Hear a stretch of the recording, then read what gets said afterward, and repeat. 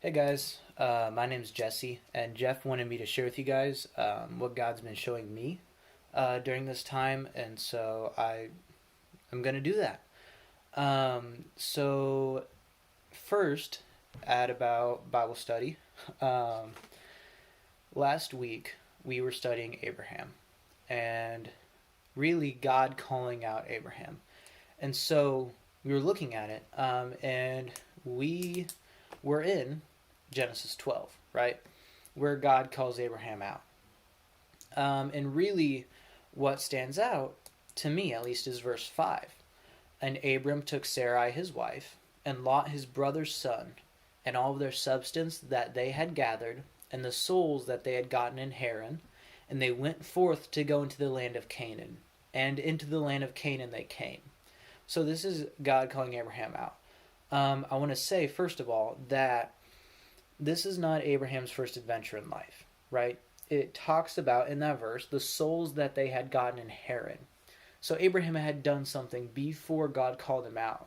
After all, I believe in the chapter it says he's around 75. So he had had a life before God called him out. But God called him out anyway and wanted to use him to be the patriarch of a nation. So that was powerful for me because it's like no matter what you've done, God wants to use you. And as high schoolers, it can be like, I haven't done that much, yada, yada, yada, whatever. But, I mean, I think it also can easily correlate to just you being a sinful person, how God will still use you, which is powerful.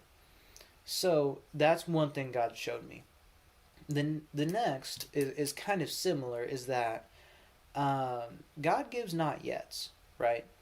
And later on in this chapter, and actually that verse, it talks about him going to the land of Canaan. And I believe that's where he ends up settling, right? Where God eventually makes Israel a place. But he leaves, right? In verse 5, he goes to Canaan, and in verse 9, he journeys on south still. So God can give not yets, right? He reserves the right to answer our prayers with a yes, a no, and a not yet, which is interesting. But I mean, that's just a fun fact.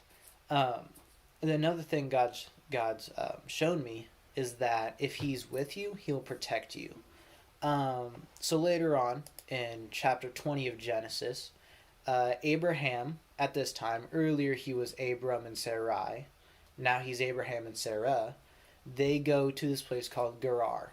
And there's a king of Gerar named Abimelech. And traveling into this place, Abraham turns to Sarah and says, hey, I want you to call yourself my sister. And it's not a full lie, but it's not the full truth either. They were married, right? If you would have walked up, it'd have been like, Sarah's his wife. But somehow Abraham had justified it that, well, she's kind of my sister, so might as well call her it. They walk in because, according to the Bible, she's beautiful, or pretty at least. Abimelech's like, this is this guy's sister, not his wife. I'll take her to be my wife. And God speaks to him in a dream. And in verse 3 says, you're a dead man if you touch her, right? And in verse 6 later on, verse 3, he says, you're a dead man if you touch her. Then Abimelech's like, well, I haven't even touched her yet. Like, she's here, but I haven't done anything. And God's like, yeah, that's because I didn't let you, right? He was going in front of Abraham and protecting him and protecting the people around him because he had called him out. Even though Abraham wasn't really in the right? He was sinning to this whole place, especially its king. But God was protecting him. God had his back. Something along that same line is Psalms 55:22. Let me pull it up real quick. Psalms 55, verse 22.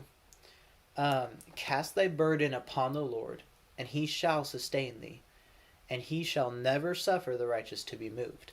Okay, so cast your cares upon God, right? He shall sustain thee. So even that goes along with God having your back. because even though he will protect you in terms of like bad things happening, he also wants your burdens, right? He also wants you to give what's wrong to him, right?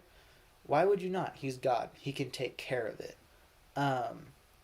And so that can turn into all different sorts of things, from like, God, I'm feeling this way, to God, I'm confessing my sin unto you, but to also, God, I have a question. What do I do? Right? And he shall sustain me. So that's really what God's been showing me. Thank you for listening. I hope that you can find something in it, and that it's been beneficial for you. So yeah, thank you.